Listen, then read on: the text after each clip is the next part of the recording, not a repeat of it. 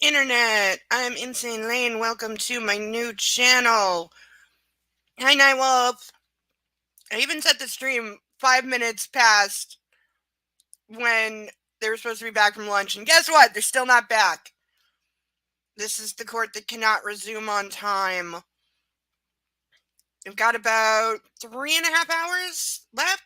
Lunch was very, very late today. But I get the impression the judge wants the prosecution to be done today. Because there is the question of equal time. You have to give the prosecution and the defense as close to equal time as you can. That's not always possible. And the defense is not required to go as long as the state does. They're not required to make their case 9 days long unless they want to. But they have to have the option of having the same amount of time. So I'm guessing that is why the judge is pushing the prosecution, because she's probably told them, like, this is your last day, so we're going to get through the rest of your case quickly now because it's the defense's turn. You had your half of the allotted 3 weeks, so let's wrap it up. Really cannot imagine. Okay, we are starting. Who is this? We didn't hear them called. There's no sound still. I have no idea who this person is or why they're there. Anytime you want to get with the sound, please. Okay, I'm a fan of the cat's eye glasses.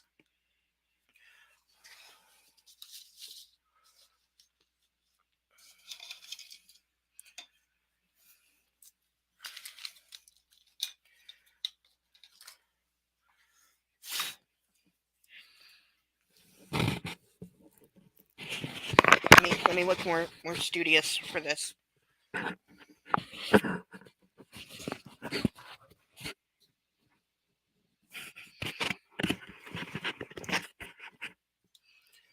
got my I'm so smart but still sexy glasses on. There's no lenses. Air fashion frames. You do have some very weird and wacky shades. I've got pink, I've got red. Don't think I have a purple set. I have goggles that have gem bubbles. You can't see out of them. You can take the gem bubbles out, but they make great photos. Somebody wants up because he hears me talking to people who aren't him. And how dare there be people that aren't him and get paid attention to? That's not allowed, and I'm a puppy. But I'm still eating lunch, so he's not allowed up. You know, not that he's begging for food or anything. He wouldn't do that when he's still so fat from raiding the garbage last night. Yes, you're a fat puppy. Yeah, you're fat. You're fat. Yeah, I know you're very cute, but you're fat. His nose is like right here. This is a puppy nose. Yes. See? This is his head. It's getting cropped out. There's a puppy nose. There's a nose. Now. Okay, who is this person? Do you swear affirm under penalty of law that the testimony you'll give in this case will be the truth, the whole truth, and nothing but the truth? All right. Have a seat. Talk into the microphone. Okay, at least we have sound. Ma'am, go ahead and state your full name for the record. My name is Sherilyn Schaefer. I don't think we've heard her How are mentioned. you currently employed? I am employed as an EMT in the film industry. Oh. Can you just explain to the jury Oh, this has got to be to speak to the malpractice. the situation, the connection between movie sets This could and get ugly. medics? Is a medic always on a movie set, and if so, why? Yes, 'cause Usually, if it's a insurance union demands show, it. A medic is always on set for the potential that there could be something dangerous that happens. But 99% of the time, we are in charge of making sure the actors, and not necessarily the actors, but the crew, have sunscreen, bug spray, Advil, electrolytes. If it's hot out, we make sure everyone stays hydrated. If it's cold, we hand out hot hands. That's majority of it. If somebody gets a splinter or a cut, we take care of those as well. So were you If somebody qualified gets to injured deal with enough that a they need to go gunshot to wound to the get chest? stitches or be seen, we bandage them up, we send them off. And then we are in charge of the paperwork that goes with the production to make sure that the injury can be to go through workers' comp, so that it's not coming out of the crew or whoever's insurance. Okay.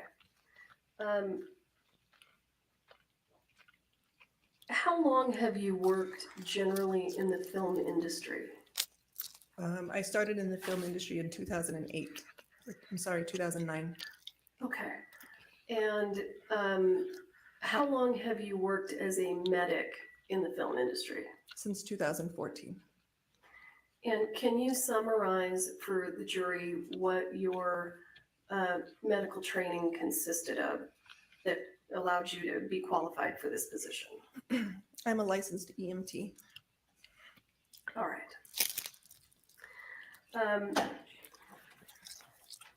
Short and sweet. Ms. Schaefer, approximately, since 2009, if you can guesstimate for us approximately how many films have you worked on? Film and TV, Sure. 40 plus. Okay, and of those, can you guesstimate for us again approximately how many had real firearms and an armor on set?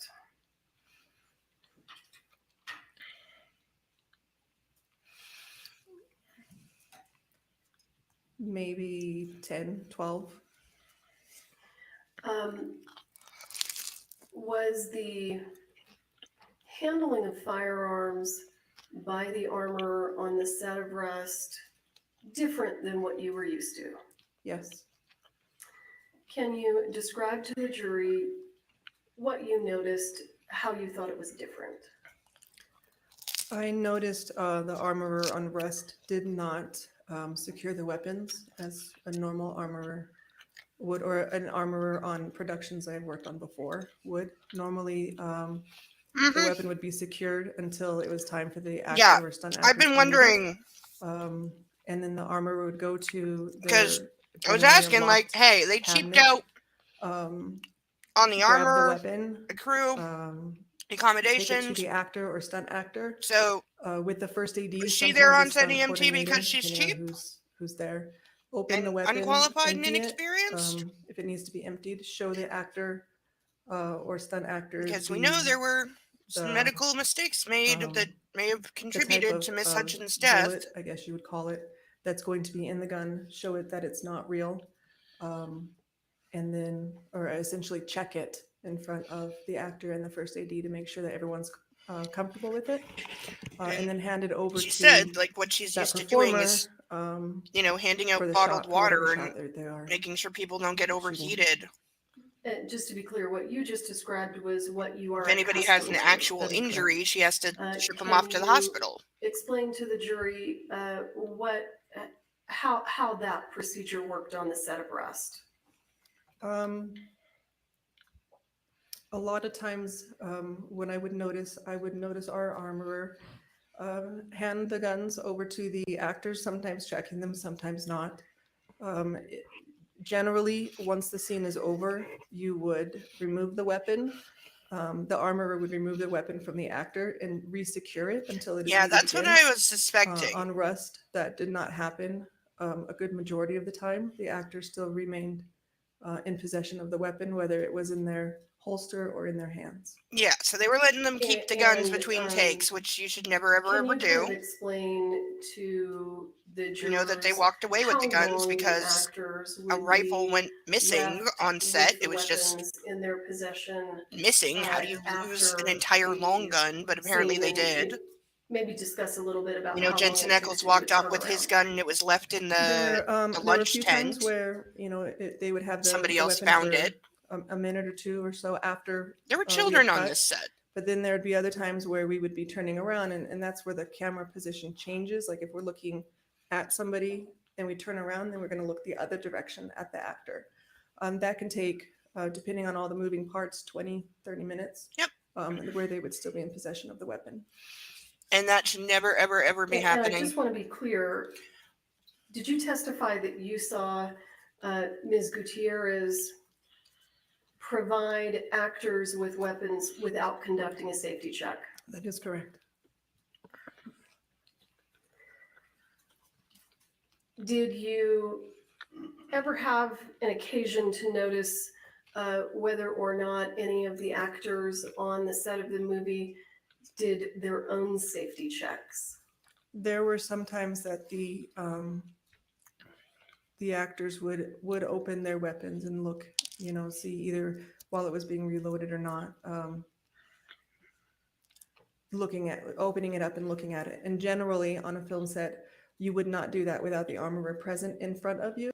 And if you did, then the armorer would need to be called back to recheck that weapon in front of you.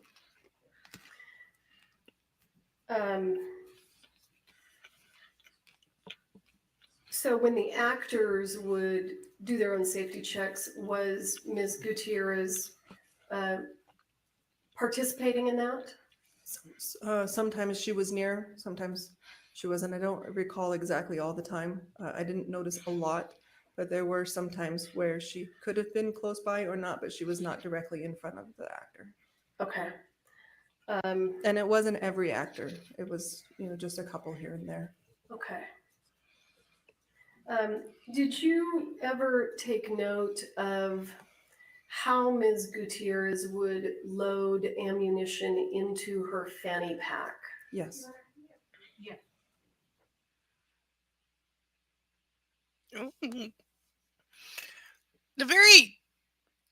Just the fact that she had ammo in a fanny pack! In a freaking Mary Kay bag! Like, this is not how you store ammo. This is not how you carry any variety of live rounds. Blanks are still live. They still go pop bang. They can still hurt people. So that is live ammo. You don't just carry that around in a freaking makeup bag. Ms. Schaefer, do you recall the question? Could you repeat it again, please?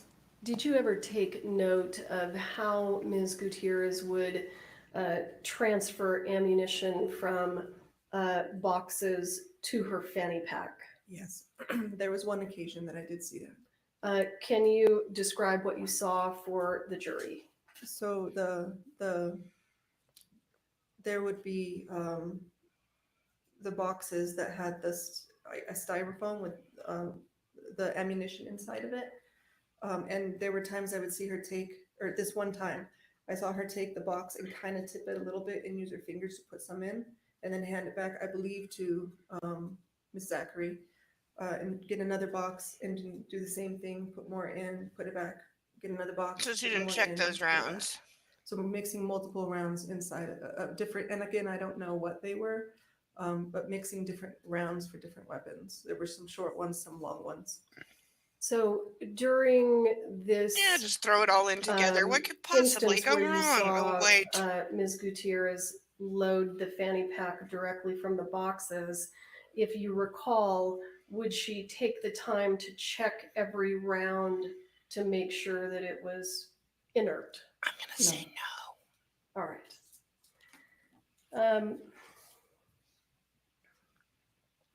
Like, again, completely Hannah's fault, but there were so in your many experience people in the film industry, that saw her acting like that and does the did not armor raise their always hand and say, stay with "Stop!" the firearm? Yes. Or within proximity, be able to visually see. You mean when the actor has the weapon? Correct. Yeah, to be able to visually see.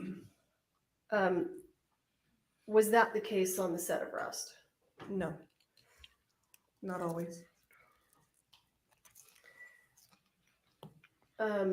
I'm going to shift gears and direct your attention to October 21st of 2021. If you can just kind of walk the jury through how that day went and what you recall. You can start before the lunch hour and then we'll kind of move through it, okay? Okay. About 6:30 was my call time that morning, and that's what time that I needed to be on set. I arrived on set. I arrived to base camp first, grabbed breakfast. I don't remember if we had a COVID test that day or not, but then I went up to set. And I have a trauma bag that I take with me, and I have a box and a stand that has inside the box will have the emergency, it will have tissue, it'll have cough drops, it'll have those sorts of things that a crew member might want, as well as containers of sunscreen and bug spray, because at that time we had the sun and bugs.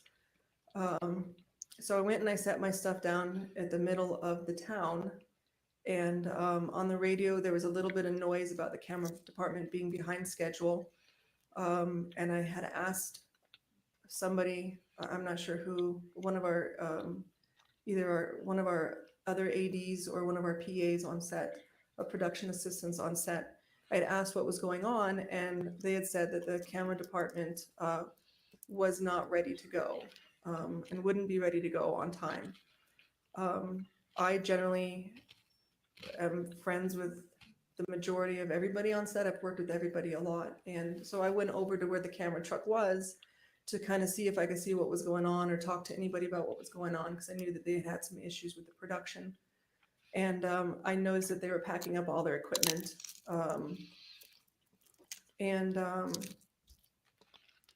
So I watched them do that for a little while, but then I had to go back to setting everything else up that I had to set up. And at some point in time, our first AD, Dave Halls, had called for a safety meeting that morning, which was rare. And it was more of It's a rare to have a safety meeting. to kind of get the crew back together again, because we were all There's a kind of sentence that shouldn't be spread true. out and try to figure out what was going on that morning. And so Again, Dave Halls is a lucky in SOB. the safety meeting, he just said He got that an we were gonna absolute have a- sweetheart deal. He is way more culpable than anybody seems to realize. I'm assuming, okay, sorry. It was his job to have those safety meetings, not just every day, but before any scene involving firearms or stunts or pyrotechnics. And he's the guy who, when asked, you knew about 2 accidental discharges that happened. You were right there. And the camera grip guy, got up in your face about it. And you are the guy who said, yeah, I knew about it and I did nothing. Like, fate was trying to warn you, dude, and you missed the signs. Ms. Schaefer, without saying what anyone said, Somebody's can coming up you because he demands it. summarize for the jury what your understanding was of the Doggo. purpose for that meeting?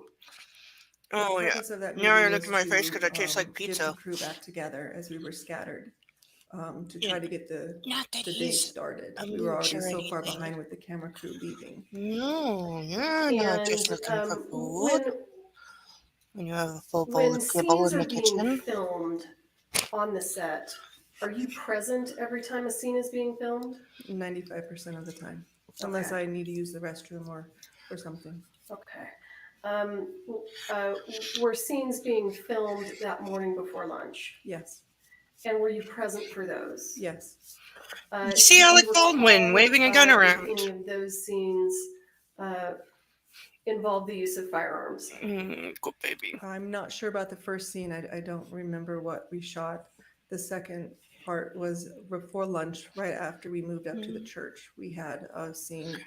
Good baby boy. I'd No, like to I say know. that I don't like it use when I weapons, put you on the I'm desk, not but you need to 100% get used to it, okay? Okay. Did you, Yes. during that scene, did you see any of the handoff of the weapon from the armor to the actor? I did not. Okay. And then at some point, do you go to lunch? Yes. And when lunch is over, tell us what happens. After lunch, I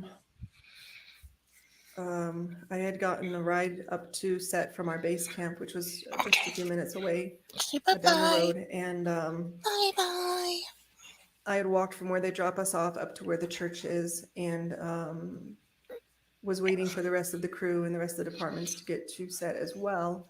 And so I sat down on Good the fat puppy. end of a tailgate that was nearby. I believe it was electric truck, but I'm not positive. Okay. Tell us what happened after that.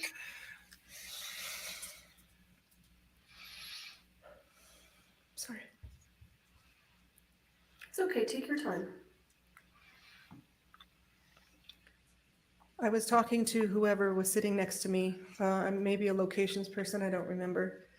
And the sound of a gun went off, or I heard the sound of a gun. And I looked over at who was sitting next to me and I said, are we rehearsing? Because I didn't know that we were back in at that point. I hadn't heard anything on the radio about us being back in and from lunch. And I said, I didn't hear anybody call, fire in the hole, or normally like you would hear, the armorer would say quarter load, half load, full load, whatever type of ammunition that they are shooting. And none of that was said. So as soon as I said that, I grabbed the bag, my normal bag, and I ran towards the church. I wasn't very far from it. And as I was approaching the door, I heard medic emergency come over the radio. And are you the only medic on set? I am. Okay. So when you heard medic emergency on the radio, did that information tell you where to go? No. How did It you did know not. where to go? I was there. I was sitting there outside the church waiting. Okay, understood. Please proceed. So I got to the door, and one of the things that we are taught when you're becoming an EMT is your scene needs to be safe before you go into it. So I stood at the door and I looked around to see what was happening, and I asked what happened, and somebody said, Helena was shot, or the gun went off, something to that effect. And I looked down at Helena, who had been sitting at that point to my right, and Joel was on the left. Why is my phone playing sound? In Sorry. obvious pain. And Alec Baldwin was at the back of the church from me, the opposite end of the church from me. And then I looked down at Helena again, and as I started going towards her, I believe it was our camera operator, Reed, had asked her if she could feel her legs. And for one, I believe she said yes. For the other one, she said no. And so I knew that there was some sort of spinal injury at that point. And as I was going towards her, I could see the blood dripping from her back onto the church floor. Was she still seated at this point, or was she? She was leaning kind of on a pew. Okay. And in my smaller bag, I carried trauma shears, and so I started cutting up the back of her jacket to try to find where she was bleeding from. And at some point in time, I believe it was Ann Shim, our second AD, asked me if there's anything that I needed or she could do for me. And before that, I'm sorry, I called out on the radio for somebody to call 911. We would need an ambulance. And Ann then asked me You if I didn't have. needed anything, and I asked her to get me my bigger trauma bag, because that's where I keep my trauma related items. And she did, and I asked her to also call Matt Hemmer, who's one of our electricians. I asked her to call him because he had some previous military experience medically, and he was one of the people I knew I could get up there to help me. Being the only medic and 2 patients is not easy. And so I had him just take over for Joel while I tended to Helena. And so if you can kind of explain to us what kind of treatment you attempted with regard to Miss Hutchins. When I cut up the front of her, or the back of her jacket, I'm sorry, I grabbed some gauze and I put it on the one hole that I could find at that point.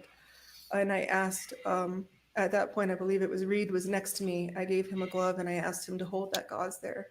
And sometime in the meantime, we had moved the pews, or the guys had moved the pews away and laid her down. And I went to the front of her to cut up the front of her shirt, to the chest area, to try to find the other hole, knowing that Joel had been shot, I knew that it was a through and through, or in one side out the other. You already suspected that it was a through and through? Yes, because Okay. Joel, because of the way that Joel was screaming in pain, I knew he had likely whatever had gone through her had gone into him as well. Okay, please proceed. So I cut up the front and I could not find an entrance wound, and so I had to keep looking until I found the other wound. I didn't know what was entrance and what was exit at that point. And when I did, Had you ever handled a grabbed gunshot another, wound before? gauze that I have, and I put it there. Were you adequately by trained pressure. on how to handle a gunshot Um, wound? I'm guessing And the answer I'm is not no sure and no. at what point. I think I asked Serge or somebody who was somebody else who was nearby to hold that and apply pressure while I went and grabbed oxygen. Okay, and so give us just a little bit of information about your oxygen apparatus and what you did with that.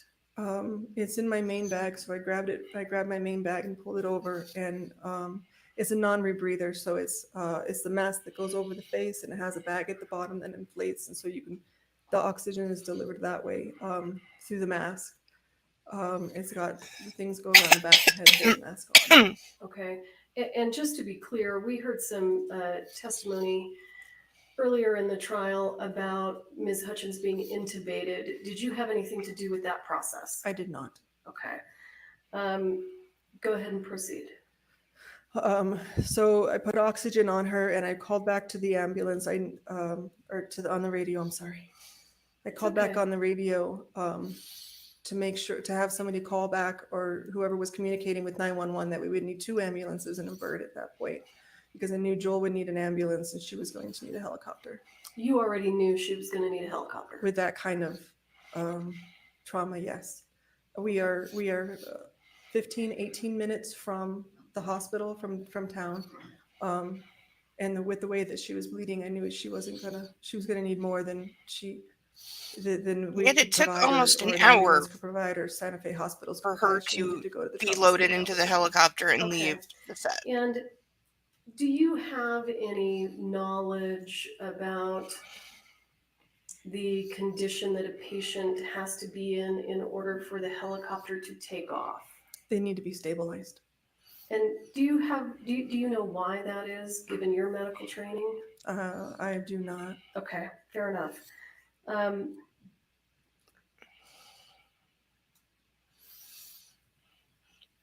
After you called for 2 ambulances and a helicopter, what did you do at that point in time? I just continued.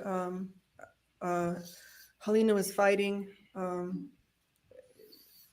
She didn't want the oxygen on her face. She didn't want anybody holding anything on her. She was fighting. Yeah, that happens with traumatic injuries. People go into fight or flight and Serge was there too. can get combative. It happens. Were you, after, we understand that you were providing oxygen and that Ms. Hutchins was struggling with that. Was there anything else that happened other than that before paramedics arrived and took over that you can recall?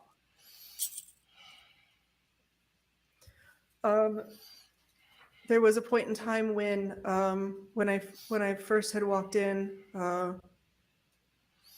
there were still people inside, and so I had said to whoever was there, AD wise, to remove anybody that was in the church that didn't need to be there. If they weren't some of the people that I had asked to help, then they needed to be removed. Alec being one of them. He was still in the church shortly after I got in there. Sorry, I'm bouncing backwards a little bit. No, it's okay. So you asked an assistant director to do that for you? I believe either assistant director or PA, somebody. No, And a PA is a production Production assistant? assistant, which is no, when you're first they were trying not. to get in And the she union as a had no business in their union as being the EMT on a as an Western AD, you have to where become a PA first, and you have to have so many days of PA work. it is that possible you that submit to somebody the will be union before shot you can because it's a start very as gun the heavy next- movie. I believe it's the second. So they should have Okay. had an EMT All right, that understood. could handle it So should the whoever worst it was that you happen, spoke but to and you asked them to. As we've been told ad remove nauseum, Mr. that's never Baldwin and supposed any to other happen. unnecessary people, did that And- person do that for you? Yes. Okay. The entire production seems to have just said, "Oh, that's not and- going to happen. Nothing will go catastrophically wrong, no matter At how many some point, corners did we cut, paramedics arrive? Yes. or how loosey goosey we are with Do you the have guns, or any idea how long it took them to get there? It felt like forever. I believe though it was, I don't have an exact time. I believe 12, 15 minutes. Okay. it's actually pretty and- fast considering where they And I were." do believe that there was before the ambulance arrived, there might have been somebody else, a police officer, maybe that was around, but ambulance wise, it was quite some time. Okay, and do you recall a police officer coming in with a medical bag and handing items to you? I do, vaguely, but I do. Okay. In your medical training, are you aware of the procedure that's done when a person is intubated, even though you didn't participate in that in this case? Yes. Okay, And that's important that was not her, which also means that the paramedics suck are at their you job. aware that Because they intubated her wrong sometimes- twice and set a central line wrong. Those are critical things. And I had assumed that it was her who made those mistakes because it's not qualified. That's way beyond her experience and her training. Like she said, her job most days was handing out sunscreen and bug spray. But no, apparently it was the actual Santa Fe County paramedics who don't know how to intubate somebody, which really they should. Paramedics generally have a lot of trauma experience because they are the first person there. They get called to shootings and the like all the time. So I'm very surprised that paramedics made such serious mistakes.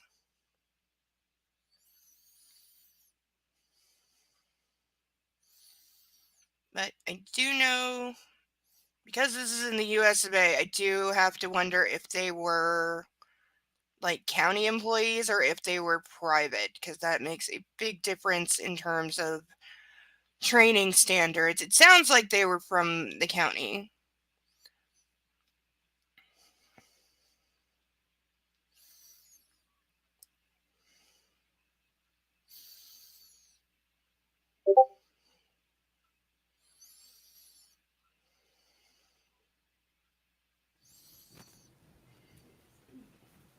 Okay, Ms. Schaefer, I'm not gonna finish that question. Thank you very much. I'll pass the witness. Yeah, hearsay. Cross exam. You can't ask her what somebody else did. You want to ask that question? You got to get the paramedic on the stand, who we may see next. I'm not really sure why they're doing this, unless for prosecution to do this, unless it's Let me start again with the taking same it thing we away talked from the about on direct, defense with to the- address the the ammunition issues with her and, treatment. Ms. Gutierrez putting it into her fanny pack. Okay. Okay. So first, you don't know the difference between blanks and dummies, right? I do not visually. Right. And is what you saw in that one instance, Sarah Zachary bringing Hannah Gutierrez the different boxes of ammunition? She was next to Hannah. I'm not sure exactly where the boxes What's were mandatory? staged. Right, but you saw Sarah bring her a box, and then Miss Gutierrez take the rounds and put them in her fanny pack, right? Correct. Okay. And you don't know if Sarah had shaken those those rounds before she brought them, right? No first aid? Right. Yeah, I know. Anyone who's been in the military Then metal has prop guns that first aid can't training. fire, I have first aid um, training because I did some that summers can't as a fire, lifeguard. like replicas. Like I gun also used to replicas, babysit, would so I those require do the safety St. checks? John's course every year. Also, I did scouting and youth programs at church that required first aid training. So I've probably taken like a dozen first aid courses. Not in a long time, though. I'm sure things have changed. Because even over the like 10 years where I was taking one or two a year, things got updated. Especially when it comes to children.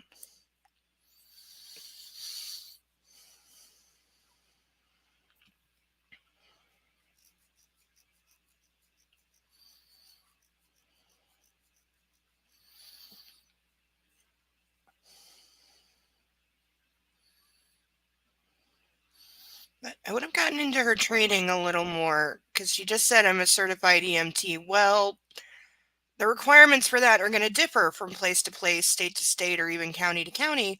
And so I would want to know, did you do any like, state level training? Who ran your training? Were you trained by the state? Were you trained by the government? Did you train at a hospital? Or did you take one of those become a certified EMT in 3 weeks for $9,000 type courses? Okay, Ms. Schaefer, you said you worked on several film sets before, right? Yes, ma'am. And you've given us testimony today about what you saw and safety checks and whatnot, right? Yes, ma'am. Do you know what a replica gun is? Can you, I can tell you, I would not know if somebody showed me put a plastic gun near me or one that could fire. Whichever way you were referring to replica, I do not know. Yeah, I would 'cause consider replica that a can prop mean gun versus Two something the things. It armorer can, would be in charge of. it So can mean a plastic gun, you are but it can not- also mean a new, Did you just say you don't know the difference between a replica gun and a real gun? like a If I were replica not to could see also them, be touch them a, in front of me, no, I you know, would not. Are you aware I whether believe it's a a replica gun 1910 even Colt is requires the safety usual checks? one that everyone likes. But that doesn't mean it was made I'm in confused 1910. by It was your made words. Do you last mean year, but it looks a- like the originals. If you mean a rubber gun, that does not need safety checks. You would not check a rubber gun. But if it is a gun that you put ammunition of any kind in, whether it's dummy or, Yeah, did she go to YouTube school? Possibly. whatever other the quarter loads that they use, then those would need. I hope the to be defense asked that checked because for I safety, really but would a hammer rubber gun that would not. point. And you're saying that Because despite if her never training is that working as an armor inadequate and she before, was right? hired, That is that correct. is I'm a not an big armorer. thing on And production. you've never even worked in props as a props assistant, have you? I have not worked in props. That is not my craft. And, No, Have you ever worked on a set where there This was is the actually wrong person. part-time armor? to be asking these Part-time? questions No. too. Like, Day players, yes, but not part-time. So who is in charge of the gun cart when the armor has to go to the restroom? she wouldn't know That that. would, She shouldn't be I've trying never to been answer in that this. situation. She If would have no way of somebody knowing this. If the armorer was in the restroom, I would assume we would wait until the armorer was available to do their job. And see, That would that's not a be somebody for. that's a any bad other answer for the defense. department That's that why I'm you aware don't of. ask these questions to this witness. This is ridiculous. When you saw this incident with Sarah Zachary bringing Hannah this ammunition, and you saw Hannah, you said put it in a fanny pack, right? Correct. You don't know if those were blanks or dummies, do you? I do not. Still And shouldn't have been in a you- fanny pack. Or were you aware that Ms. Gutierrez's fanny pack had multiple separators in it? I was not. I did not. Ever tried to just saw fish her something out of a pouring them fanny in. I pack? did Do you not make see a damn anything other mess? than- Do you drop stuff? Yep. The pouring motion. And you don't follow Ms. Gutierrez or Sarah Zachary all day on set, do you? I do not. And you don't know if there were safety checks done that were out of your presence, do you? That's an actual do good not. question. Is it true that you have filed a lawsuit against David Halls, PDQ, Seth Kinney, and Sarah Zachary and Hannah Gutierrez, Yes, it is true. among others, right? Correct. And in that lawsuit, you claim that you've been traumatized by the incident, right? Absolutely. And you are actually seeking money damages in that lawsuit for Yes. extreme emotional distress. That is correct. Did you in fact obtain a civil judgment against Sarah Zachary in that lawsuit for a sum of money? It has Really? been entered into judgment. Yes. I'm surprised any of them have gotten to And the judgment your phase yet. case That's against Ms. quick. Gutierrez, that's still pending, right? That is correct. Do you believe that your testimony here today is going to help you in your civil case against her? I'm not here for my civil case. I'm here for this case. I understand what you're here for, ma'am, but do you believe that your testimony here is going to help you in that case? I'm not thinking about that case. I'm thinking about the fact that had our armorer or our first AD done their jobs, we would not be here. A woman would not be dead. A mother would not be gone. And you filed a civil lawsuit Yep, over cut this her off. Yes, for your damages correct. to get money. Not for money. It's not how it started. And you, ma'am, are an EMT basic or an EMT? What is your EMT training? EMT. There is an EMT, there's EMT advanced or advanced EMT, and there's paramedic. And you do have a certification, right? Yes, I do. Yeah, Are you exactly. licensed through the state of New Mexico? Like if I am, she's and the state so of California, as well as national unqualified and she registry. was so In traumatized by fact, this, you what also the have medical hell were you experience working doing at a there? hospital for almost 3 years, That right? is correct. And that was in an overflow unit for the emergency room? Yeah, those questions aren't really relative here, but I get why she's getting into it because it's like, okay, you worked in an ER for years. You've probably, there's no way you work in an ER for more than a week without seeing a gunshot wound. So, what was so different and traumatizing about this as opposed to everything you must have seen working in an ER overflow unit? Because I'm sure she saw some stuff.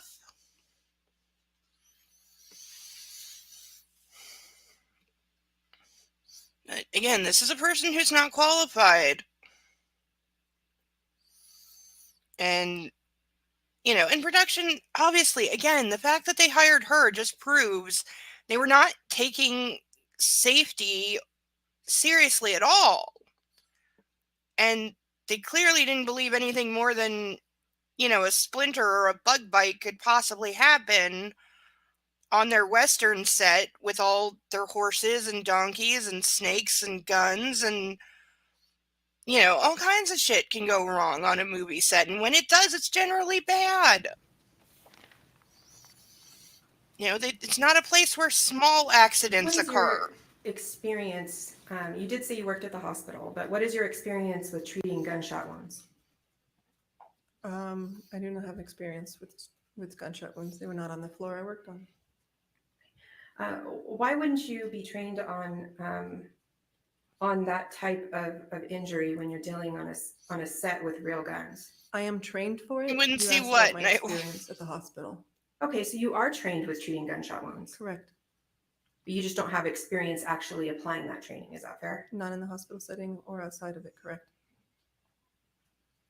You said on direct that you had 2 trauma bags. I have my normal bag, which has it's a 96% bag. It's kind of like a walking Walgreens, but it has gauze in it and trauma shears in case something else is needed until I get my main trauma bag. Did you have any equipment with you on that day specifically addressed to treating a gunshot wound? No, You didn't have chest seals? no. Did you have any IVs? I am not licensed to start IVs, What? so I would not. And we are on a movie set where there should be no gunshot wounds. Well, are there other things on a movie set that So I was could cause unprepared a because it's drastic never supposed to function happen. on the set? Not Fucking generally. twit.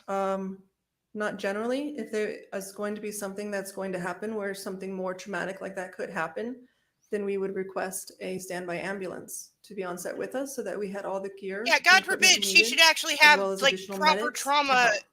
gear But to this, treat movie traumatic wounds in her had freaking knives bag. involved in it, right? I could not tell you. And horses, There were horses. snakes. There were See? wild See? snakes. We did not bring them onto set. You're in the middle of the desert. Of course there's snakes. Did you have anti-venom with you?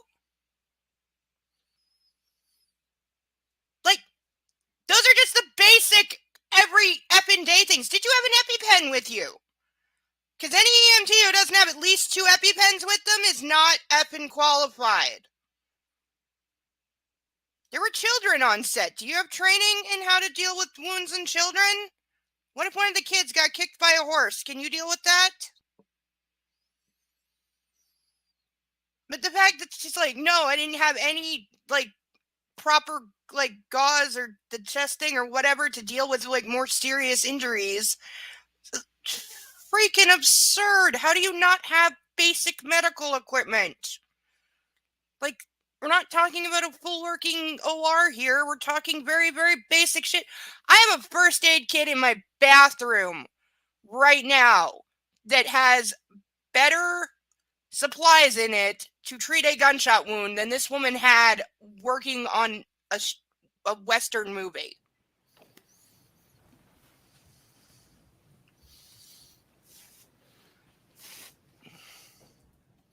Do you know who intubated Miss Hutchins? I do not. I can assume, but I do not. Don't assume. You Courts said, don't like that. You can assume. Well, I mean, did you see it happen? I did not. Okay. Prior to How does she not know how to start an IV? all of Why is these she not allowed to do concerns that? that you're telling us about here today with Ms. That is breaking Gutierrez, my brain. you never raised any of those concerns with anyone? I did not. Not even the safety director, David Halls? I did not.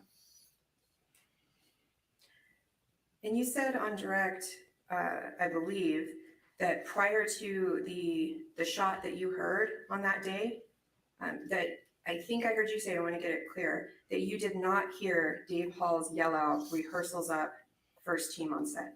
Did you ever hear that? I did not. You never heard any call out that they were going to do that set? No, not on the radio. I did not hear it. It doesn't mean it didn't happen and I didn't hear it, but Yeah. I just want to know what you heard. I You did not didn't hear that. No. I highly suspect. Also, Further questions? somebody someday, you got to tell me, why are they called candy stripers? I've always found that term extremely odd. Our chest seals. And I'm not quite and sure what they do. IVs, customary for movie set medics. Chest seals, if you can get them, we'd not. It's not like we can go to a hospital and pick up equipment that or products that we would keep in our bags. Whatever we I'm willing to bet I generally can keep go in our on bags is Amazon something and that we buy over them the right counter. now. There are You ways know what? to I'm make gonna look. chest I'm gonna- seals, but just they're to not prove the it. most, I'm gonna look because they what you can sometimes get hurt on more like than help. Amazon, eBay, etc. IVs would be something that extensive. needs to be ordered, and So let's if see. you do not have Is it just that easy? medical direction or Comes a right doctor up. that works at an ER that says yes, you can work to Yes. your scope of practice or your license level. Yes, If you don't can. have that, which most medics in New Mexico don't have. Most medics All don't right, I'm have gonna put that something medical over direction. You are not here allowed for a minute. to do that. This is on Amazon. outside of a I typed hospital in setting chest or outside seal. of a- All of If you this were employed by comes right up. EMS. Okay. Everything right here. And Pretty shifting cheap, gears, too. You were asked on cross-examination some questions about. So don't tell me whether you or couldn't not get them because they're safety like a checks hospital of only item. ammunition, would have taken place outside your presence. Do Correct. you recall that question? Yes. In your experience, are the safety checks of the ammunition done in the presence of the crew and the cast? Yes. Do you know if there's a reason for that? I'm not sure. Well, if a safety check of ammunition was done outside the presence of the cast and crew, would the cast and crew have knowledge as to the level of safety associated with that ammunition? Not if it was not done in front of them, no. But the cast and crew are all welcome to ask for it to happen. Okay. You were asked some questions about a civil lawsuit, and you were asked if you were testifying today because you thought it would help your civil lawsuit.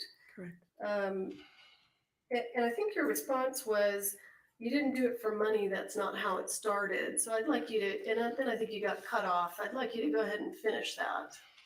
The reason that I brought any kind of lawsuit to anybody in the beginnings is because I wanted change in our industry. I did not want something like this to be able to happen again to anybody else, to their families, to the crew that knows them as family.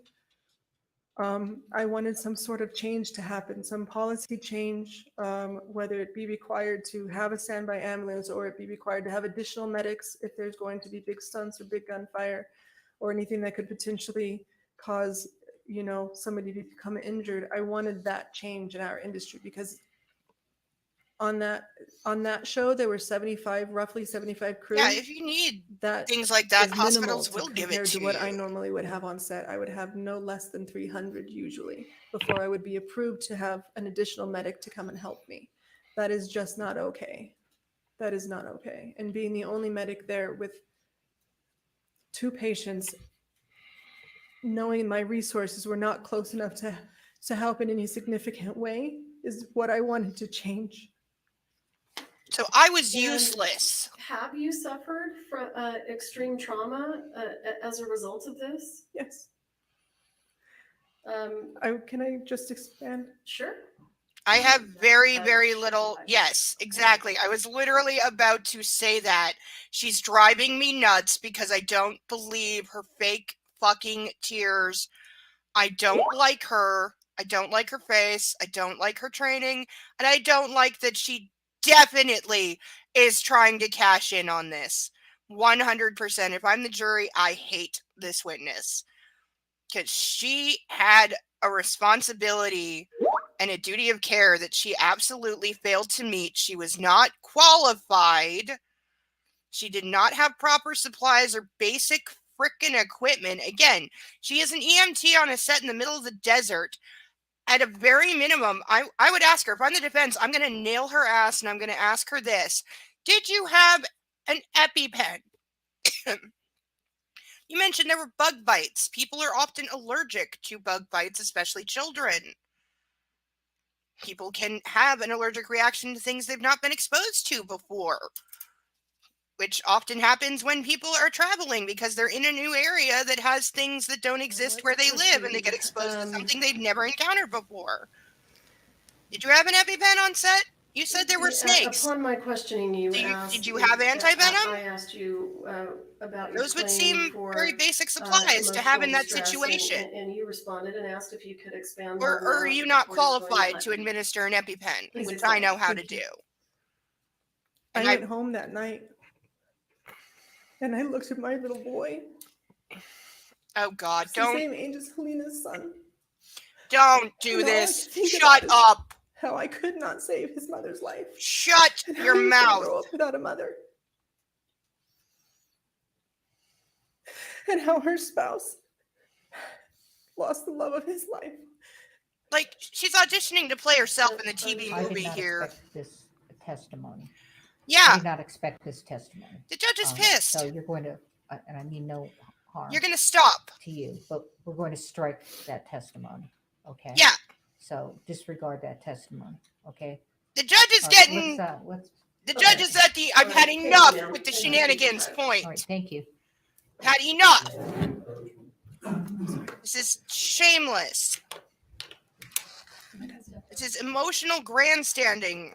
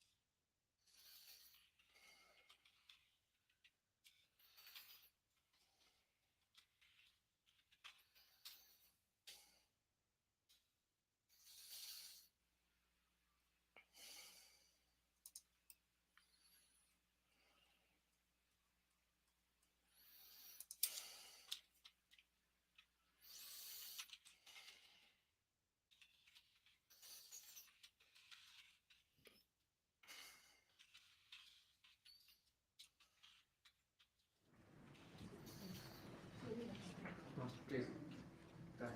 Mr. Bull. Oh, I'm sorry.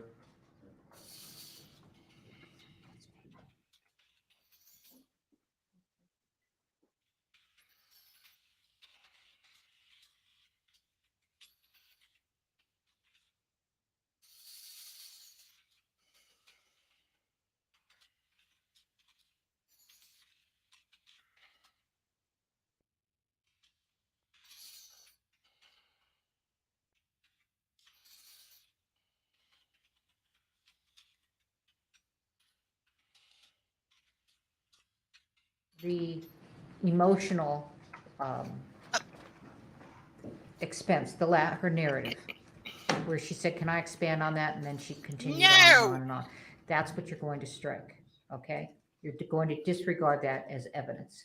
The rest of it, her direct, her cross-examination, and then her redirect, except when she said, can I expand on that? And then went into, her personal trauma, okay? Any questions on that? Okay, thank you.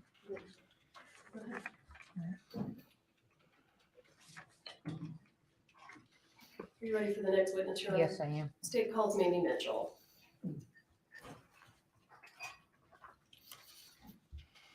Counsel? Counsel Search? Counsel Search.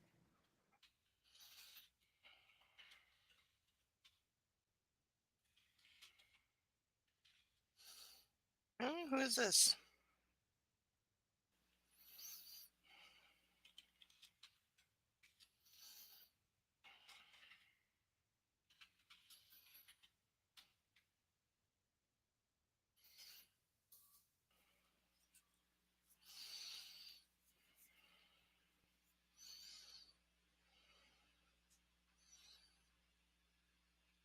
Okay, is this the paramedic? Is that why she has a binder?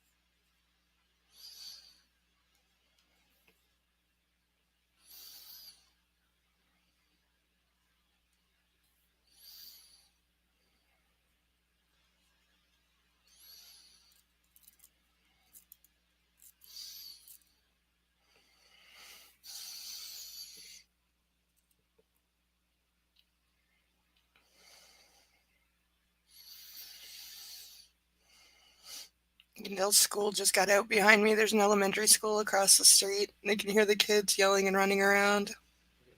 Raise your right hand, miss. Do you swear affirm under penalty of law that the testimony you'll give in this case will be the truth, the whole truth, and nothing but the truth? I do. All right. Speak into the microphone, thank you. Just 1 second to get my notes in order.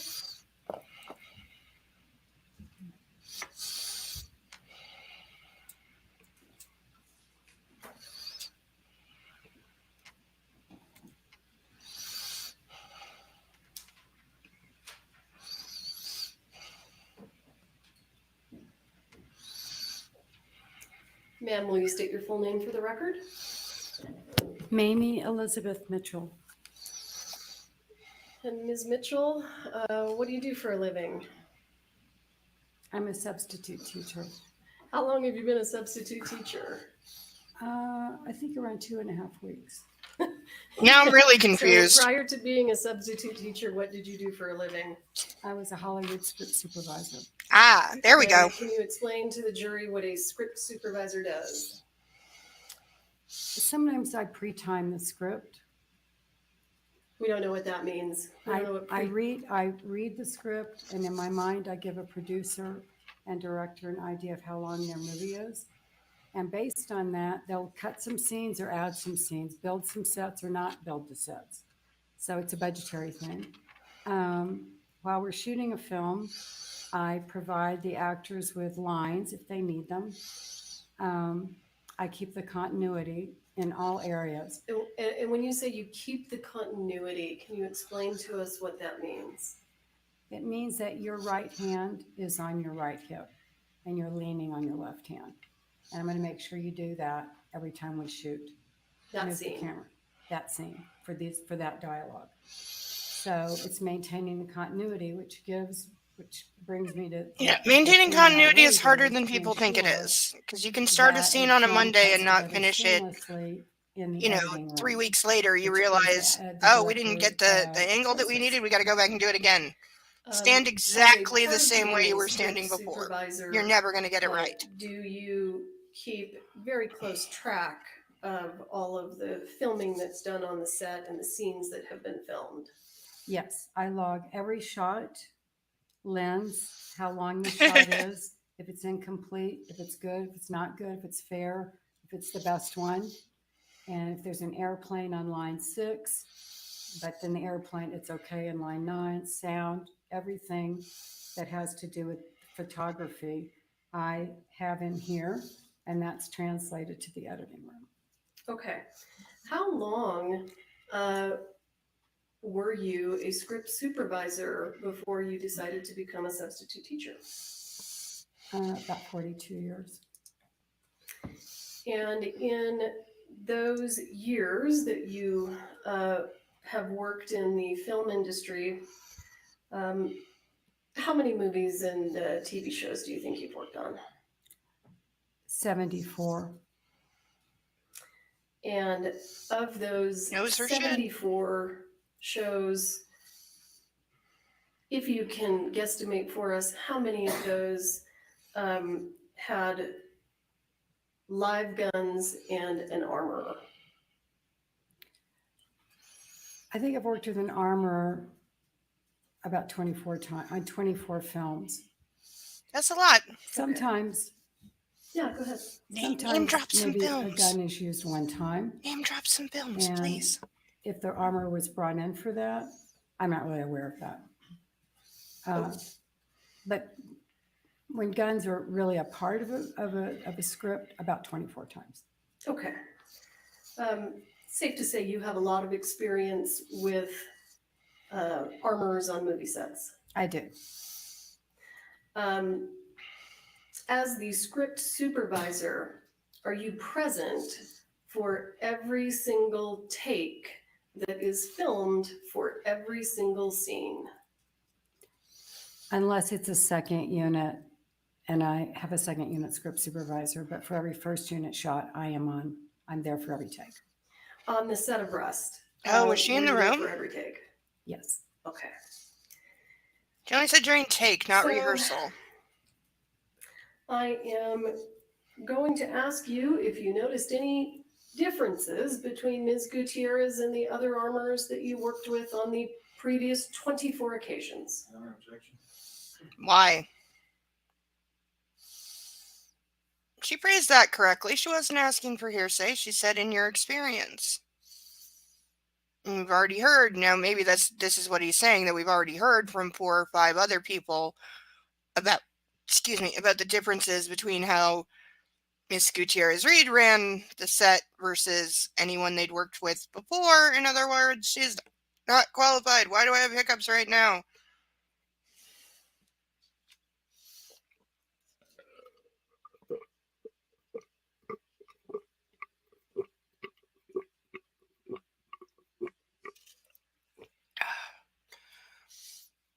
Through the magical power of tea, my hiccups will stop.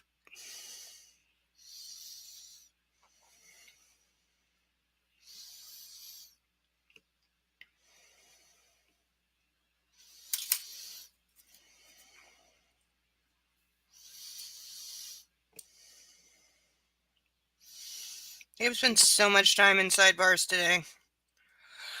Like, collectively at least an hour. We've got about, given when they've been rapping for the day, I've got probably 2 hours, 20 minutes ish. I do not think we will see the defense call their first witness today. They would probably ask to wait until Monday. If the prosecution Or to wraps the early, other that was previous not me. 24 armorers that you worked with.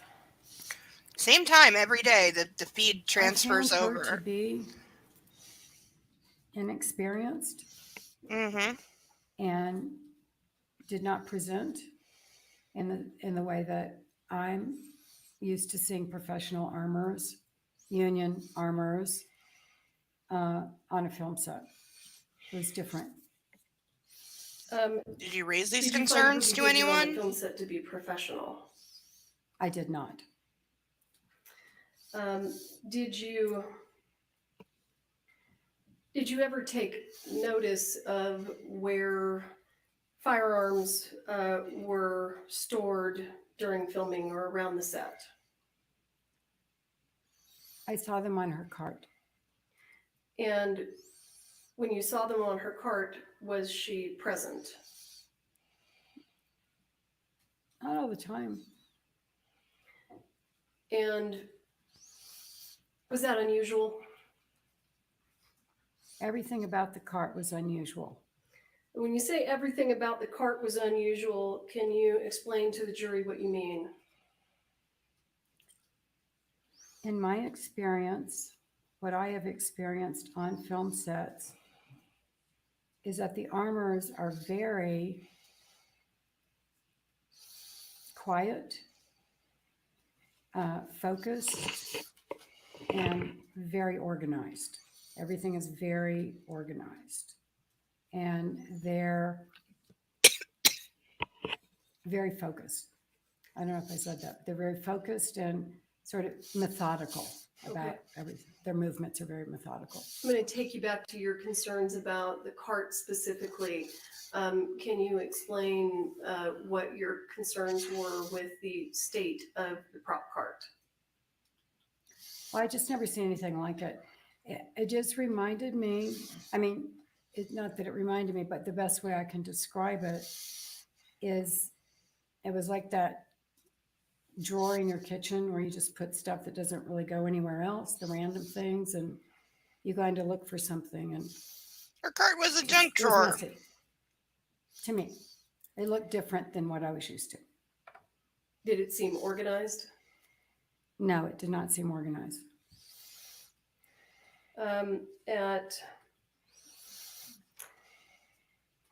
At any point in time, were you aware that there were what I'm going to refer to as accidental discharges that took place on set?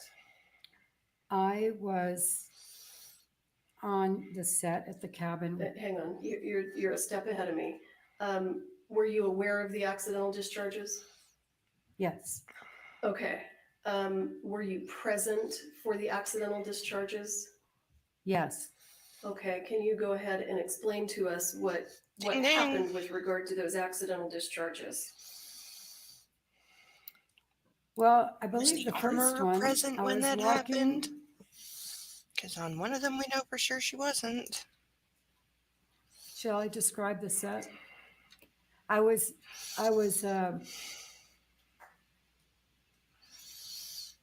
from here to where those people are back there away, walking back. We had camped out over here for a wide shot. And so we kind of moved back. And as I was walking back, there was a gunshot went off. There was a gunshot. And it was. Yeah, I'm with frightening. her.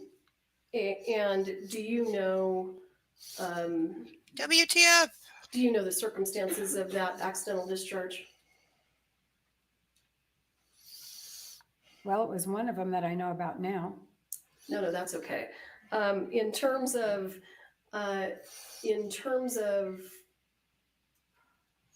when you heard the gunshot go off, why was it frightening? It's a Western. You know, we've heard that there's lots of guns and blanks and Because it doesn't happen. what doesn't happen? Guns do not just go off on a film set. In your career, do you recall having that ever happen to you? I do not. And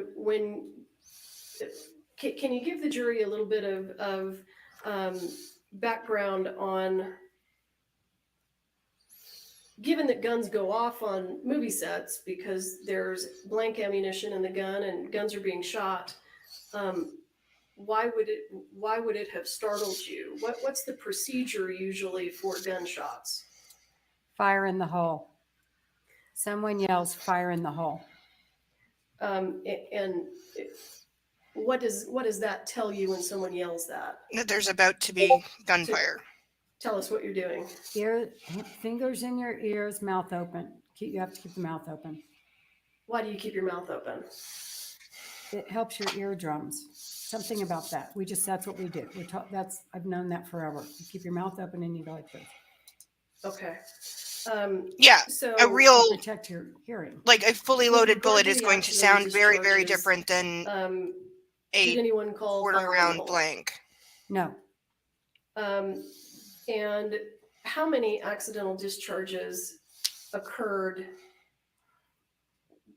while you were working on set? 2. And do you recall if they were the same day? They were the same day, same set. Did Did anybody they cause you, talk about shutting down feel after that concerned? happened? Like, just at all? I was concerned and I was confused. What do you mean confused? And what did you do with your concern? Shortly after I was hired by Roe Waters to do this movie. No, I'm sorry. Answer! I think I understand, and I'm going to stop you. Okay. No, answer the question. So let me, Like, there's so many people that are now Well, saying, yeah, I let's, saw that. Yeah, I knew corners were being cut. Yeah, I knew it was blatantly unsafe. Let What did me- you do about it? F let all. me take you to, I'm sorry, let me back up. Okay. Like, I am over it with everybody who was on Ma'am, this you set. indicated that you are on the set of Rust. You were present for the filming of every take of every scene. Is that right? Yes. And I am. Wait a minute. Let's get out of there.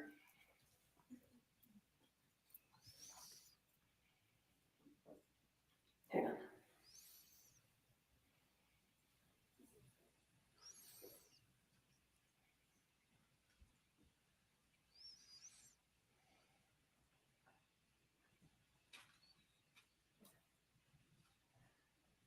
I am going to show you what is marked as States Exhibit 164. I'm going to ask to have it entered into evidence, admitted into evidence, and permission to publish. No objection, Your Honor. 164 is admitted and you may publish. So, Ms. Mitchell, you're present every time they're rolling camera, is that right, on Rust? With the exception of sometimes, just a couple of times. Hang on, let me ask you this. Do you recall meeting with me and me showing you a video that I wanted you to talk about?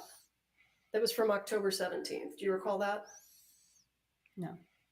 Okay. I don't, could you refresh my memory, please? I will refresh your memory. We're gonna have to unplug because I'm gonna have to refresh. I'm sorry. That's okay. It's all right. Oh, yes, I do. Okay. Do you recall? You know what I'm talking about now? I do. Okay. Okay. I think we can turn the monitors back on. Let's go ahead. Were you present for the filming of that take? Yes, I was. All right. I'm going to pull up States Exhibit 164 and publish. Yes. Oh, okay.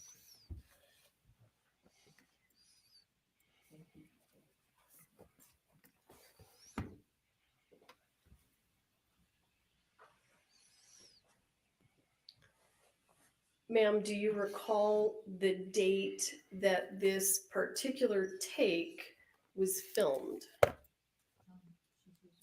I'm sorry. Hey, hang on just a second. That's In order what I for have you to refer to. in order for you to refer to your notes, we need you to have a discussion with us. Okay. So, as you sit here today, do you recall the date that this was filmed?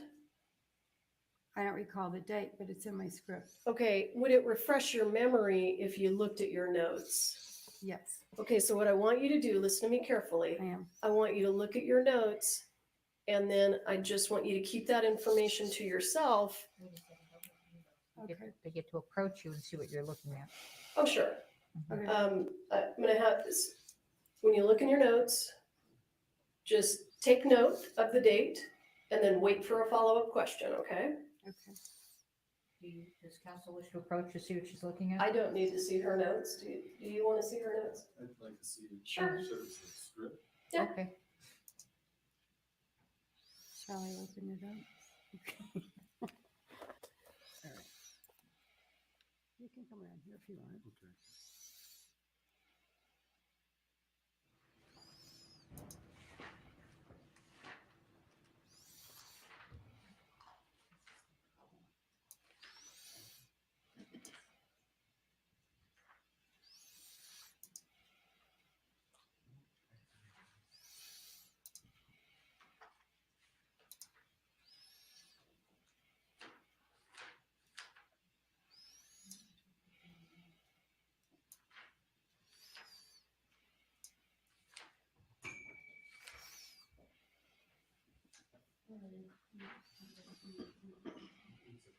No, it's not.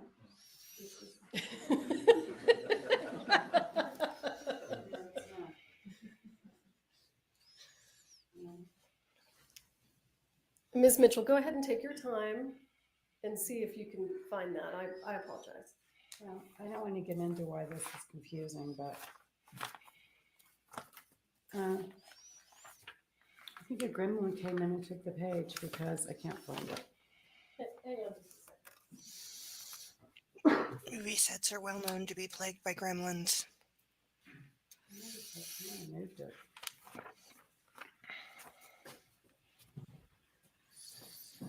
Should be October 20th. It's October 20th. No, No? stop for a second. I told you to wait for a follow-up question. Sorry. Don't just speak, okay? Okay, Wait with us. okay.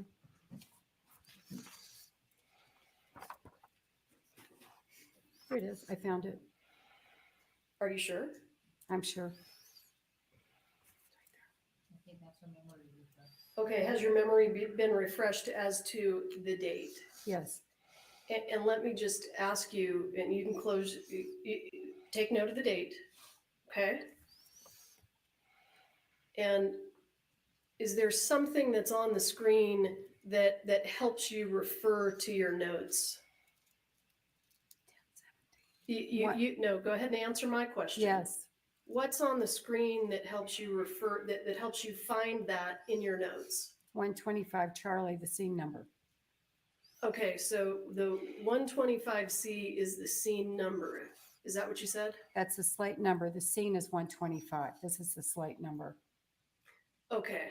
And so are you able to compare your notes to the information on that slate? Yes. And were you present for the filming of this take? I was. And what was the date that this was filmed on? October 17th, All right. 2021. Thank you. I appreciate you. I'm going to go ahead and publish it now. Thank you. And so this is 4 days before the shooting. Hey, Mark. We got to do the footprints again. Hold on. So we're here. He's camera left? No, that's it. I'm sorry? I feel so bad for this It's my kid. understanding that part of your job is continuity. Is that right? Correct. So I'm going to ask you, can you identify this prop that we're looking at right here on Mr. Baldwin? Yes. What is that prop? It's his over-the-shoulder holster And bandolier. his holster or bandolier, you said? Mhm. And what are these things that are right here? Bullets. And is that the way that the bandolier was loaded on October 17th? Correct. Thank you, ma'am.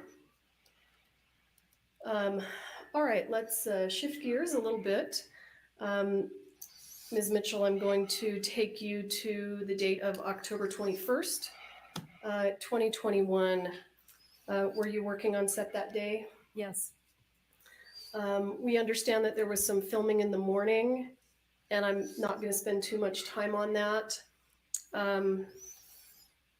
Do you recall taking a lunch break that day? I do. And well, let me back up. We've heard a lot of testimony that the camera crew walked off that day. Yes. And did you have a discussion with Mr. Souza and Ms. Hutchins about making the day? I did. Okay, without saying what they said, can you just tell us what you said to them in terms of that conversation? I said, I turned to Helena and I said, I shoot with one camera all my career until shooting with two cameras became the thing. I said, and Joel And then Joel, and then I looked at Joel and I said, if we're organized and you have a plan, we can make the day with one camera. And Elena said, I shoot with the one camera too all the time. Okay, provided only for context.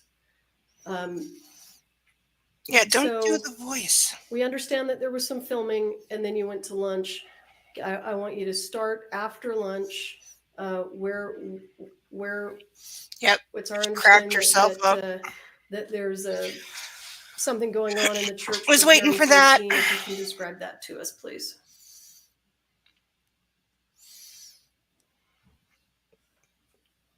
She needs a minute. Do you recall, let me ask you this, when you went into the church after lunch, were other people already Okay, there? I'm concerned about this lady right yeah. now. Okay. And After lunch. after lunch, we're only going to talk about after lunch. Okay. Yes. So when you were in the church after lunch, who do you recall being in the church?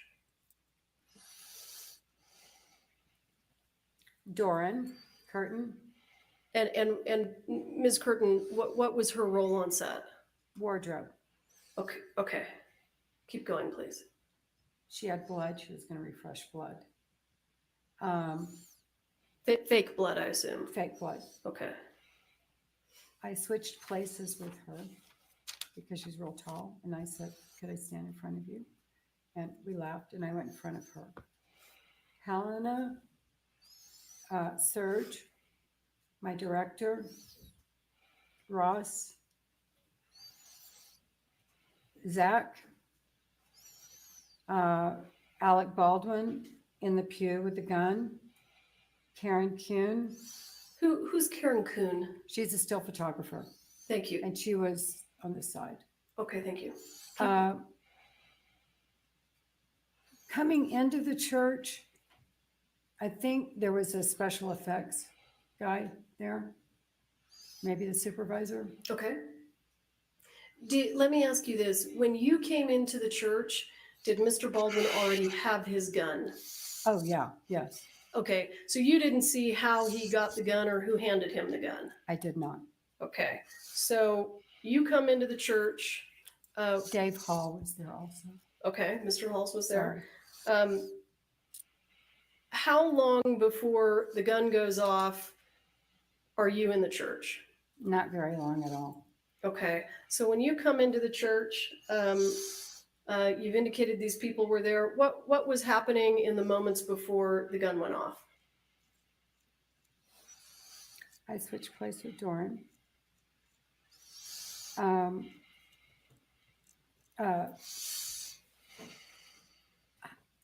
Helena was here and she's doing her thing with the light, looking at him.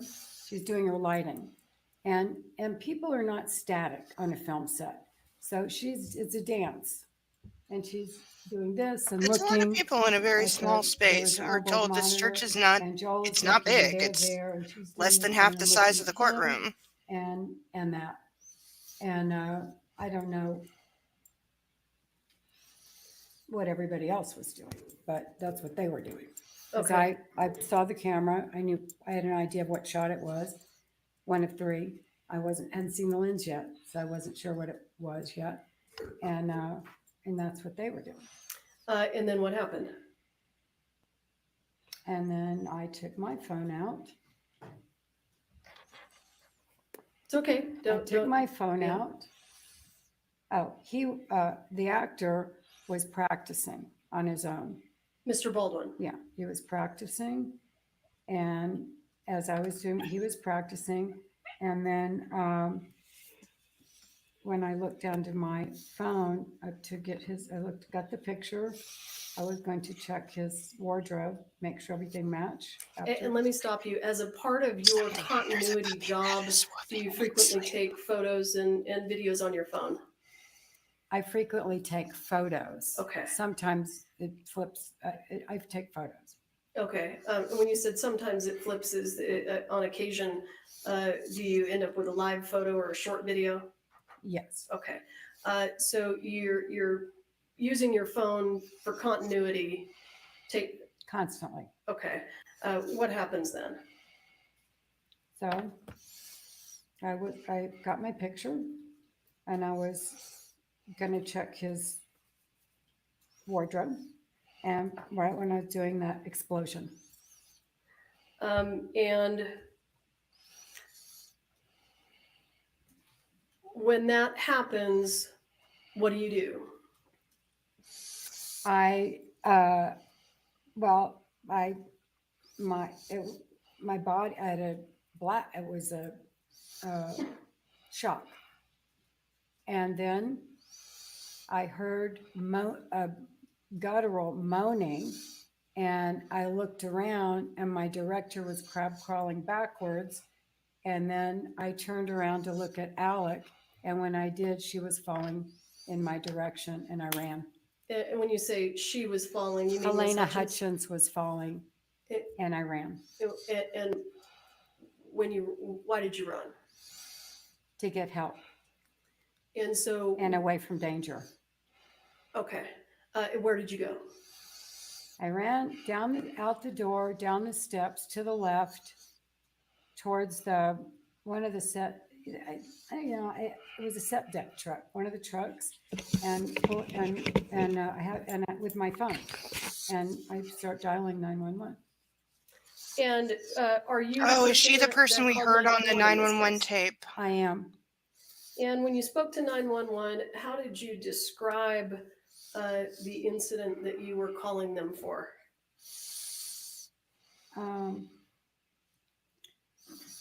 Ms. I Mitchell, believe I said we've had 2 people shot accidentally on a film set. We need help immediately. and why did you use the word accidentally? I did not want her to think there was an active shooter or a mass shooting. I needed and gathering. That's very army smart. together. I needed That's very quick, I wanted to smart come thinking right there. Okay. help right away. Like, hey, And- let them know and that you thought we're that- not under that attack. If law enforcement or medics thought that it was an active shooter, it may take them more time. Is that what you mean? That's correct. Okay. And ma'am, have you also filed a civil lawsuit against the production company and other folks in this case? I have. Her and Are you everybody testifying else. today because you think it's going to help your civil lawsuit? No, it's not going to help my civil lawsuit at all. Are you testifying truthfully today? I am. Thank you, ma'am. I'll pass the witness.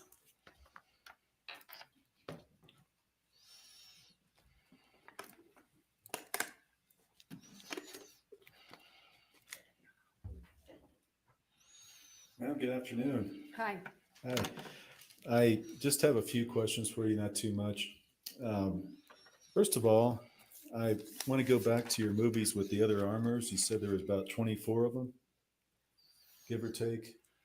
Okay. On those, did you ever have a situation where there was a part-time armor, to your knowledge, somebody that did part-time armory and part-time something else? I think there might have been 1 or 2. Were those day people, or was that part-time? What's that term you used earlier, day? When they just come in for a day and then they're gone? A day player? Day player. Were those day players, or was that a part-time armor? Do you mean, was it a prop master who also does armory? Yes, yes, even a day player that did both. I don't remember. It's a Okay. day player. Okay. Now, with regard to seeing the cart you mentioned, do you know whether when you saw the cart sometimes whether those firearms on there were real or whether they were replica firearms? Not to my knowledge. I think everything was a real firearm. Okay. Are you not aware whether there were any replica firearms, any fake type firearms on Rust? No. Okay. Now, also, you were aware that the armor would be called to scenes sometimes, right? That she'd have to be on a scene when they were filming? I don't know what you mean by on a scene. Okay, in or around it, when firearms were being used, she had to be in or around that scene? All She should have been armorers have to be standing. present when a firearm is being used. Yeah, Okay, and that wasn't my question. My question ask a was, better question. did you know on this movie set that the armorer sometimes had to be in or near the scene when firearms were being used? Yes. Okay. So on those Okay, she times, it should would be impossible be for the like armorer to be at her just off cart too, camera. right? She should not be any further away than that if somebody is holding a Oh, gun. I've never heard of that before. Well, kind of hard to be in two places at one time, isn't it? That's kind of. That's why you don't take Um, job if they expect that. now, did you know whether this That's why you'd say cart was no. shared with props and armory men? Alec Baldwin is holding a gun. I need to be right here, right now. I think it was. So when you saw the messy, and you described it, your kitchen drawer where you put everything, do you know if the props people were coming and putting their stuff on it too? I think they were. Okay. And so do you know who might have caused the things to be in different places? Was it props, or you don't know who was doing that? Do you? I do. Who? So They she were all wasn't doing it. disorganized. She just let Okay. other people mess with her So, stuff. Did you see him? Yes. You saw Like, I Sarah don't know what- Zachary putting stuff on it? The defense thinks 3 they're women at a cart. accomplishing. Sometimes. Now, with regard to the discharge that you said you heard, you remember that? Which one? Well, you described when you were walking, I think you said you heard a sound, a shot. Is that right? A misfire. Yes. Okay. 2 of them. Okay. Did you find out about that well after? It's like he's Or pissed. were you actually there? I was there. It almost blew my ears out. Okay. Now, do you know whether any of that was special effects? It was not special effects. Did you report that to anybody? Everyone, I didn't have to report it. Everybody knew it. Okay. Everybody in production? I don't know about production. Everyone on the set heard it. Okay. Do you know if Dave Halls heard it? Dave Halls was there. Yeah, he was right there. I think he So he heard. would have known, so you wouldn't have had to tell him, right?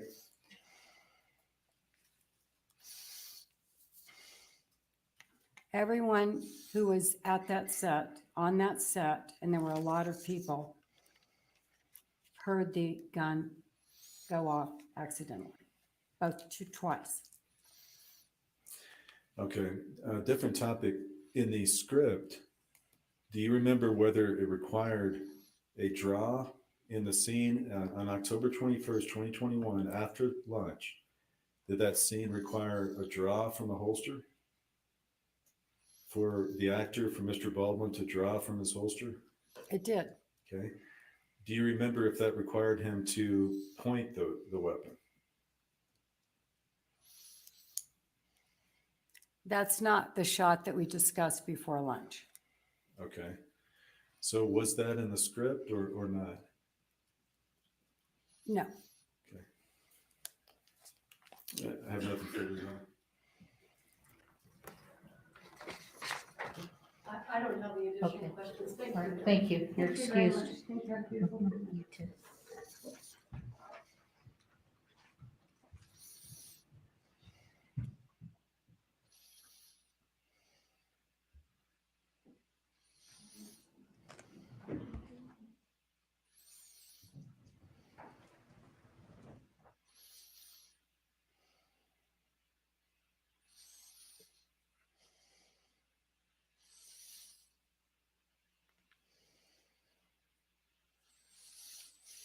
Okay, I would imagine that we are about to hit afternoon break because they have not had afternoon break yet, and it is going on 3 o'clock local time.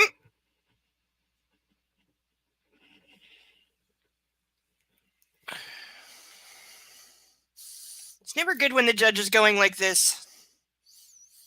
That's just never good for anybody.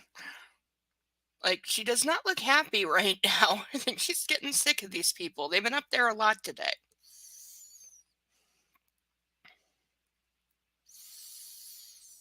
You know, it's Friday afternoon. She's counting the minutes till she's on weekend time.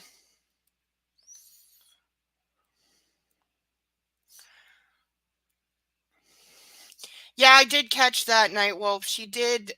Oh, but in fairness, the defense was not being overly clear about which time a gun went off that he was talking about, and that happened just so frequently on this set.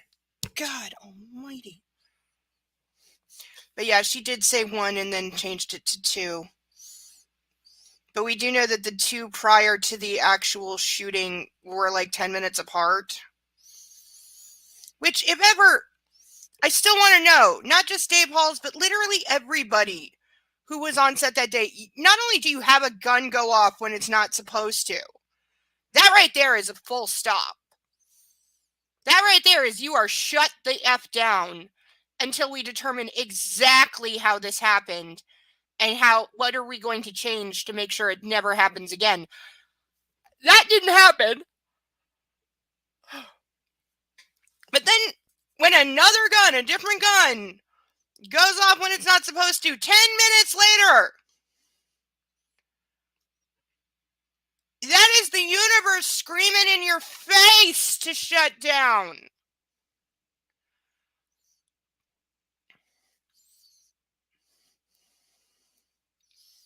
Like, you gotta be a lot of willfully stupid to just keep going and not address that in any way. No safety meetings, no shutdown, no firing the armor and getting somebody We're gonna break competent. for the week.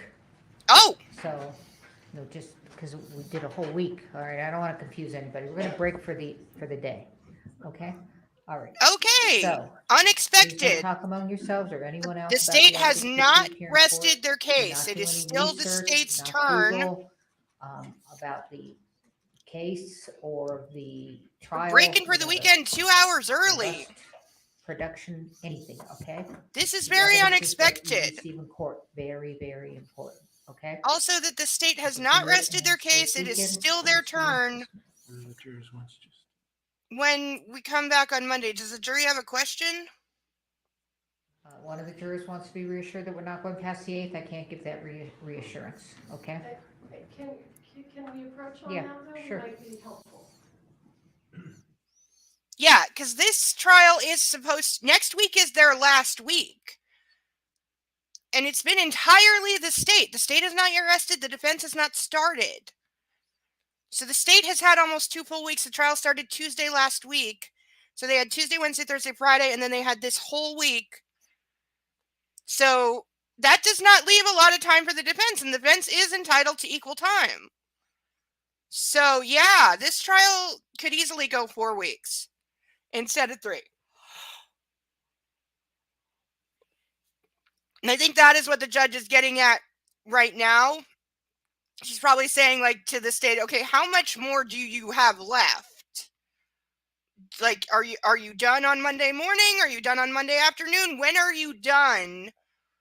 Because the defense is getting shorted on their time if we have to stop on the 8th. And I can't allow that as a judge. They have definitely had enough of each other. With this whole week correct? and all the bickering, You don't yeah. Nobody has to nod their head on which one These do you people want to know. No, I'm kidding. need Okay, to get so away not from each past- other for the weekend. Whether it's going to go past the 8th, they think that they will finish their case the day before that. And that would be finishing both cases. Yes. Assuming everything goes at the right clip. But so, Judge, just a point of clarification. What we discussed is that we expect, hopefully, to be doing closing arguments the morning of the 7th. okay, but Okay, so that defense is doesn't mean okay the with only deliberations are having, not like, going to go 4 past days. the 8th. All right, because once it's handed to you, It takes what it however takes. long you all deliberate. Okay. Yeah, juries will be So back I would in say, sometimes in 3 abundance hours, of sometimes caution, 3 weeks. It that depends. It will go past the 8th as far as deliberations Yeah. go. That's in an abundance of caution. Okay, just knowing jurors have to get situated after they get the evidence, and then it just depends. Okay. Am I making myself clear? But yeah, everybody in this room has had enough of Okay, each other. I thank you. think We're in especially the recess. judge has had enough of these people in this trial. All right, so we have wrapped early for the weekend. I'm going to pause it right there. Unexpected. We are ending about 2 hours early, which makes me seriously wonder who the state's next witness is, that they don't think they can get through them in less than 2 hours, or maybe their witness is not there. Maybe they didn't think they would get to them today, and since tomorrow's the weekend, they didn't have them on standby. But something's up, because this is weird. Defense apparently not thinking they need a whole lot of time, because the state has yet to rest. So it is still their ball when we come back Monday morning. I cannot see the state going past Monday afternoon. Like, honestly, Hannah's testimony is the entire defense. That is their defense. There's very little else that they can do. And I would also imagine her testimony will probably take a full day, if not 2. But other than that, the only other person I can see the defense calling is Seth Kenney and maybe Sarah Zachary again. Because that's who they were pointing at. Oh, and I think her father is supposed to testify as like an expert witness, which is going to be weird. Because while he is an expert, he is a well-known armorer, and he's done hundreds of movies. He's extremely well-known in the industry. I believe he's also a competition shooter, but I'm not sure on that. But him testifying is because that's her dad. So, very odd afternoon. I'm still on tilt about the EMT. She still pisses me off. The fake dramatics, the tears, oh, I have a son, that's the same age as Helena's son, and, a little boy doesn't have his mother. Get off. Go away, you twit. She had absolutely no business being on this movie set. She's clearly not qualified to do anything. What kind of EMT can't start an IV? I'm not saying I know how to do that. I'm willing to bet in a crisis I probably could. And I have no training for that. She is an EMT. She worked in a hospital for years, and she can't start an IV, and she said she's not qualified to? She's not allowed to? What? Because I've known hundreds of EMTs. Guess what? All of them can start an IV. And you know what they have in their bags? Actual trauma gear. They have pressure pads and gauze and tape and drugs. Actual drugs more than aspirin. They do not have sunscreen and bug spray in their kit. So, yeah, I don't know if anybody's suing her. I mean, there would probably be very little point. She doesn't have a lot of money, but the fact that she was so egregiously unqualified, and then when disaster did happen, she clearly could not handle it. Now, I am not blaming her that there was only one EMT and 2 patients. That's not her fault. That is a situation anyone can get into. I am faulting the industry because it came up that there would have to be over 300 people on the set for them to require a second EMT. That number is way too high.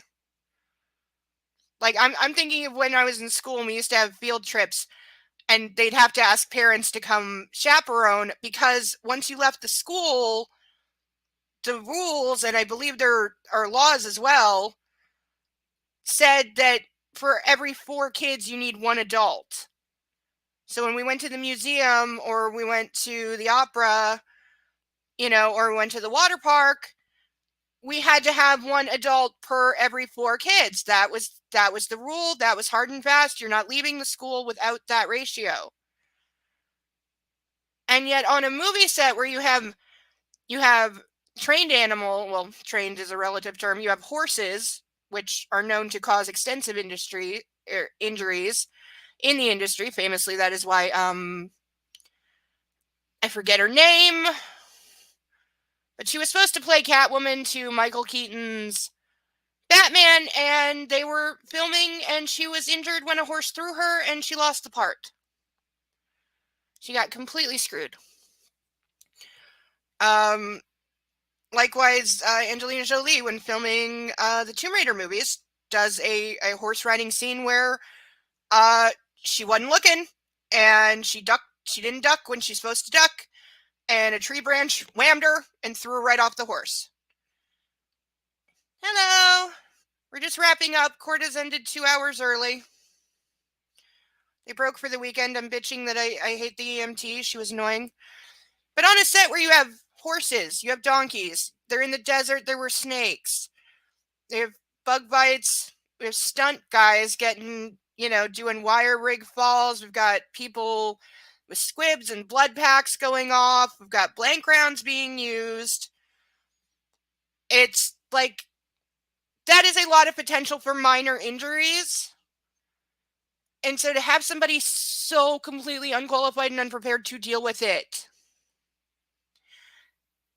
And yeah, just her whole attitude, I was very displeased with her. And I think she really ticked off the judge as well. Because for a judge to basically step in and say, you're done. You're done testifying, go away. And by the way, jury, disregard all that emotional grandstanding that she did. That does not happen every day. But we shall see where we pick up. Final rundown on my predicted... I have no idea who the prosecution has left to call. I cannot think of anybody else that they would want to call, but they have not rested, so they clearly still have something. On the defense side, we've got probably Seth Kenney, probably Sarah Zachary again, Hannah Gutierrez-Reed and her father. And I don't think there's really anybody else they could call. There's nobody else who helps them. Again, but still very surprised they didn't go after David Halls a lot more aggressively. Because they could have done some work there. And they didn't. So I think they really dropped the ball. I agree the defense does not know what they're doing. They constantly seem unprepared. We know that one of their lawyers was fired on Monday. Well, he wasn't fired. He requested to be let off the case and was told no. But I saw him in the courtroom Tuesday. I have not seen him in the courtroom since Tuesday, so he may have been released. He may have gone to the judge again and been like, I really need to be let off this case. Please, Your Honor. And maybe she changed her mind, or maybe he was given permission to not be in the courtroom and contribute via text message. I don't know. But he's not there anymore. And that too is unusual for a lawyer to get mid-trial and then go, I want off. I want out. And that's why the judge disallowed it, because it's like, no. The time to get out was well before we started trial, and certainly not a week into the trial. So no, you are not going anywhere. But we will see Monday where we pick up. Oh, I'm looking forward to a nice, cozy, calm day of laundry and dishes tomorrow. And then book club in the evening. Everybody please come to book club on our new shiny YouTube channel that will last a long time. If I have to, break things to make that happen, I will. But book club will be here tomorrow night at 8 o'clock. Come one, come all. It is a good time. We're going to hang out. There will be fur babies on screen. I will try to get the kitty even. He will hate me. But I will see if I can get the big fluffy fur ball. But for tonight, everybody, take care of yourselves, relax, unwind, and above all, pet your fur babies and love and cuddle them. And I will see you back with the trial on Monday. And if you come to book club, I'll see you then. So have a good night, everyone. Bye.